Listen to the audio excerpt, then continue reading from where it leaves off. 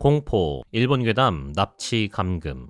나는 6회 납치 감금 당한 적이 있습니다. 10년 정도 전 이야기입니다. 나를 납치한 사람은 같은 맨션에 살던 여자였고 난 욕실에 갇혀 있었습니다. 결박되거나 하진 않았지만 도망치면 죽는다라는 협박을 당했고 눈 밖에도 뭔가가 쌓여 있어서 도망칠 수 없었습니다. 상대가 위해를 가하지도 않았고 그저 갇혀 있었다는 것. 같은 맨션이라는 이유로 금방 구조될 것이라는 희망만을 가지고 그때만을 기다리고 있었습니다. 그렇다고 해서 편히 잠들 수 있는 것은 아니었고 시간 감각도 사라져서 욕실에 있는 것이 현실인지 아닌지조차 구분할 수 없게 된 나는 욕조 안에 멍하니 앉아 있었습니다. 그러던 중 당시 사귀던 남자친구가 갑자기 욕실에 나타났습니다. 남자친구는 괜찮아? 하고 욕조에 앉아있던 나에게 말을 걸었고 상황 판단이 되지 않은 나는 왜 여기 있는 거예요? 라고 물었습니다. 내 머리가 이상해진 게 아닌가 싶어서요. 남자친구는 아마 이건 꿈일 거야. 난 지금 꿈을 꾸고 있어. 라고 말합니다. 여긴 너네 집 욕실이니까. 라고도 합니다. 당시 살고 있는 맨션은 특이한 구조여서 욕실과 화장실이 따로 있는데도 욕조가 유니패스였습니다. 나는 여긴 같은 맨션의 다른 호실이고 난 이상한 여자에게 납치되어 갇혀 있어요. 라고 대답했습니다. 이곳이 몇 호실인지 물어왔지만 대강 층 정도밖에 몰랐습니다. 남자친구는 내가 사라진 지 이틀째임을 알려준 후 반드시 구조될 거니까 힘내 라고 말해주었습니다. 그리고 욕실 문을 열어 아무렇지 않게 나가는 그를 보고 역시 환각이었구나 라고 생각했습니다. 그 뒤 저는 구출되었습니다. 내가 갇힌 지 3일째 되던 날이었습니다. 경찰이 병원으로 찾아와서 사정 청취를 했고 이야기를 거의 마칠 즈음 갑자기 남자친구의 이야기를 해왔습니다. 남자친구가 경찰에게 여자친구가 같은 맨션 사람에게 감금당하는 꿈을 꿨어요 라고 했다고 합니다. 경찰은 평소엔 그런 걸 들어주지 않는다고 합니다만 남자친구가 몇 호실인지까지 자세히 이야기를 하니 그 이야기에 따라 조사를 하니 조금 수상한 곳을 발견해서 날 발견하게 이르렀다고 합니다. 나는 내가 본 환각을 떠올렸습니다만 나는 방 호실을 몰랐기 때문에 이 부분을 신기하게 생각했고 이후 병문안을 와준 남자친구에게 물었습니다. 남자친구가 학교에서 쓰러졌을 때 계단에서 넘어졌다고 합니다. 저에 대한 일도 있고 수면 부족과 주의 부족이기도 했다고 그 꿈을 꾸었다고 합니다. 욕실에서 나와 주고받은 대화도 그대로였습니다. 그저 꿈속에서 욕실 밖으로 나왔을 때 현관문으로 나와 방 호실을 확인하던 순간 잠에서 깼다고 말했습니다. 남자친구는 계단에서 넘어져서 죽을 뻔했을 때 유체 이탈이라도 했나? 라며 웃었지만 이 신기한 체험 덕분에 사건 자체는 트라우마가 되지 않고 끝났다고 생각합니다. 결혼 전 남자친구가 세상을 떠난 것이 더 오랫동안 남아있는 느낌입니다. 길어져서 죄송합니다. 곧 남자친구의 3주기여서 이 일이 떠올라 적어봤습니다. 사랑의 힘이었을까요? 자, 다음 이야기입니다. 이어서 갈게요.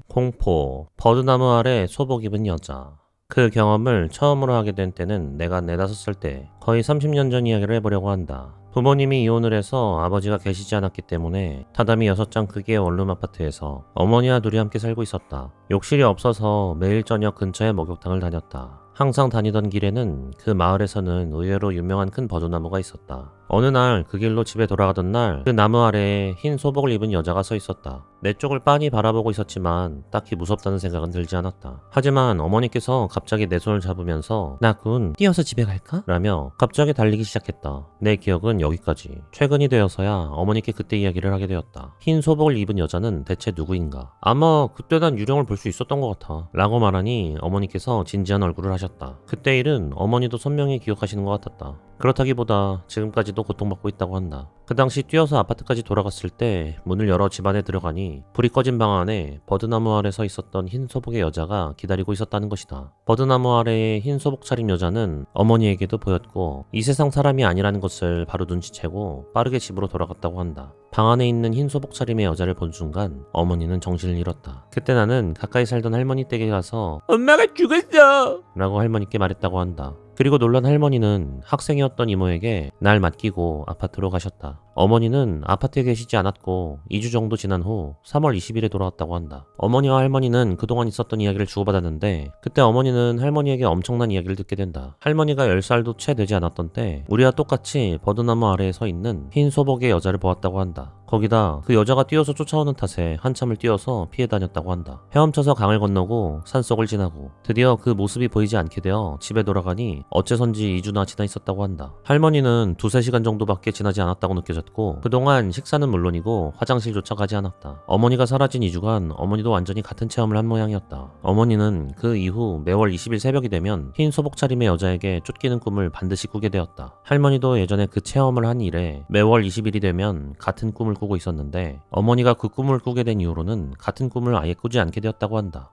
어머니는 그 뒤 재혼하였고 나와 함께 살던 곳에서 먼 곳으로 가버렸다. 할머니는 15년 전에 돌아가셔서 계시지 않지만 묘가 있어서 1, 2년에 한 번씩은 성묘를 간다. 올해도 3월 말에 아내와 6살이 된 딸을 데리고 성묘를 갔다. 어머니는 컨디션이 나빠 함께 가지 못했다. 그때 내심 될 수 있다면 그 버드나무를 보고 싶지 않다라고 생각했지만 어쩔 수 없이 그 근처를 지나게 되었다. 나는 되도록 버드나무를 보지 않도록 애쓰고 있었다. 버드나무를 지나칠 즈음 뒷좌석에 앉아있던 딸이 말했다. 저 여자 뭘 하고 있는 걸까? 저렇게 얇고 하얀 옷만 입으면 춥지 않을까? 나는 싶어서 백미러를 보니 마침 버드나무가 보였다. 하지만 내 눈에는 아무것도 보이지 않았다. 딸은 다시금 말한다. 우와, 쫓아오고 있어. 위험해. 나는 엑셀을 세게 밟아 속도를 올렸다. 아내가 아무도 없는데? 딸, 무슨 소리라는 거야? 라고 말하니 이제 없어졌어. 라고 딸이 대답했다. 매우 좋지 못한 예감이 들었지만 딸을 2주나 행방불명이 되도록 둘 수는 없었다. 할머니나 어머니 때와는 완전히 상황이 달랐기 때문에 아무 일도 없어. 괜찮아. 하고 자신에게 되뇌었다. 그리고 오늘 아침 자고 있던 나는 내 휴대폰 벨소리에 잠이 깼다. 어머니에 전화했다. 어머니는 잔뜩 흥분해서 이야기하기 시작했다. 오늘 악몽 꾸는 날이라서 정말 각오하고 잤는데 글쎄 꿈을 안 꾸게 됐어. 근데 그 여자가 뭐였는지 조금 알게 됐어. 물어보니 그 여자는 혈연이 있는 사람이란 모양이다. 말 그대로 조상님이라는 것. 굉장히 고통스러운 일을 겪었다는 것 같았고 언니에게 원망 가득한 말을 하며 절명했다고 한다. 근거는 없지만 이런 이미지가 머리에 떠올랐다고 한다. 꿈을 꾸게 되지 않아서 하는 소리지만 며느리랑 손녀가 걱정이야. 아무래도 그 귀신이 여자를 싫어하는 것 같아서 말이야. 부인은 괜찮아? 손녀는 무슨 일 없었어? 나는 그런 게 있을 리가 없잖아 라며 전화를 끊었다. 그리고 일어나서 커피를 마시고 있으니 딸이 울면서 깼다. 아내가 딸을 달래며 무슨 일이야? 무서운 꿈이라도 꿨어? 라고 말하니 딸은 흰 옷을 입은 여자가 쫓아와서 무서웠어 라며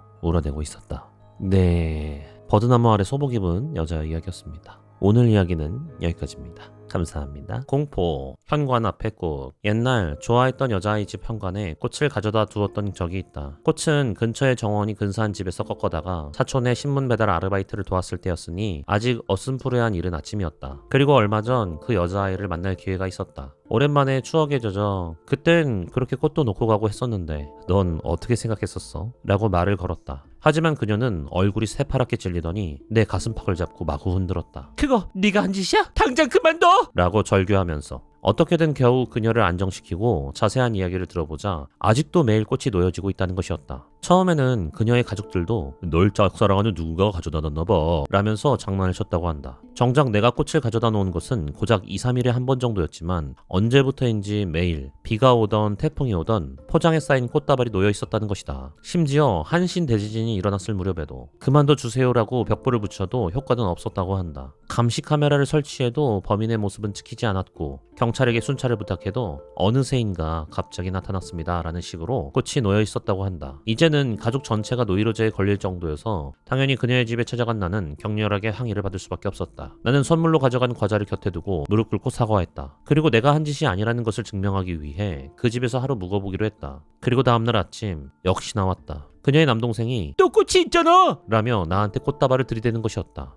이봐, 너 현관문도 안 열고 어떻게 그걸 가져왔어? 그랬다. 진실은 무엇보다 두려운 것이었다. 남동생이 스토커였다니. 나는 그날 내 눈앞에서 한 가정이 붕괴하는 모습을 생생하게 보았다. 남동생을 죽어라 두들겨 패는 아버지, 뜻을 알아들을 수 없는 소리를 지르는 어머니, 울면서 쓰러진 그녀. 그 와중에 남동생은 실실 웃고 있었다. 다만 나에게만은 혀를 차며 무척 째려보았다. 결국 그 사건이 남동생의 삐뚤어진 애정에서 나온 것인지 단순히 짓궂은 장난이었는지는 알아낼 수 없었다. 그 후 그 집과의 연락은 끊겼다. 소식도 없이 그대로 이사를 가버렸고 그 이후의 일은 나도 모른다. 와, 이 쓰레기 새끼네 이거. 남동생이 결국에는 계속해서 버렸던 자작극이라는 거잖아요. 근데 웃긴 건 부모님도 그렇고 그 자기 누나도 그렇고 노이로제에 걸리는 것만큼 일상생활이 안 될 만큼 엄청 공포에 질려있고 힘들어했는데 그걸 이때까지 정말 오래도록 아무 말 없이 계속 범행을 저질러 왔다는 거잖아요. 너무 소름 돋고 이런 사람도 세상에 존재하는가 싶은 생각이 드네요. 진짜 너무 쓰레기다 이 남동생. 네, 이렇게 해서 현관 앞에 꽃 이야기였습니다. 감사합니다.